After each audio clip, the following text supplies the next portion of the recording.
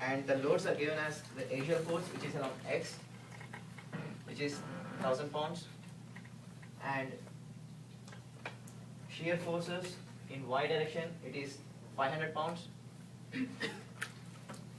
and in the z direction it is minus 100, in the sense that it is in the negative z direction, 100 pounds. And there are no moments at this end applied. There are no applied moments at this end. And there is a torque applied, that is 5000 pound-inch at this end about x-axis.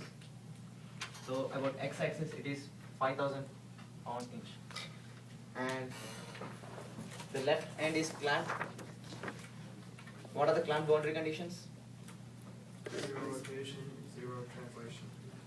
In all the three directions, right? So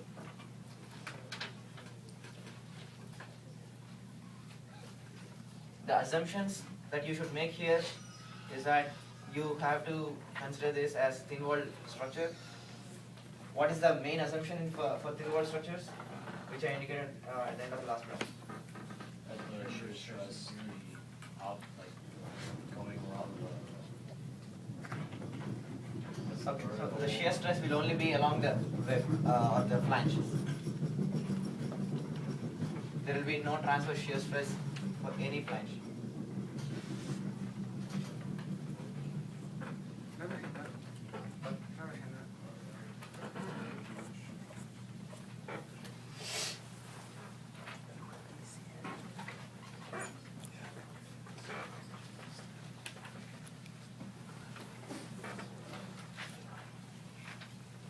You have done some thin-walled structures, this kind in 3 or 4, right? Yeah, they have some long formulae for axial stress and some long formulae in the shear flow. How to calculate the shear flow? You have a lot of derivatives in that. Can anybody say how to approach that kind of analysis? You have to start by finding the first mass moments. That's something I remember.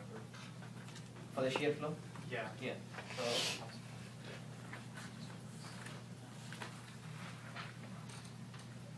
of all the forces given here, which contribute to the axial stress?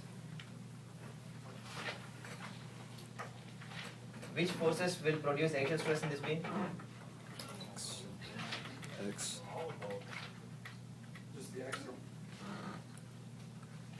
No, for the whole beam I'm asking. All of them.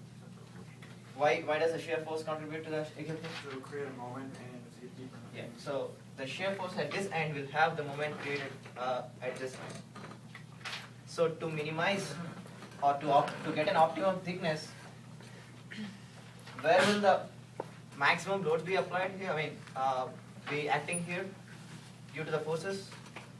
The forces are applied at x equals L. Does the shear force vary along the length? No.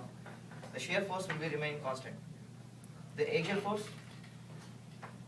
does that change? The shear force causes some moment, right? How does that vary along the length? Yeah, but that varies linearly and it increases to the left end where it is clamped, right? So the maximum moments will be acting at the clamped end.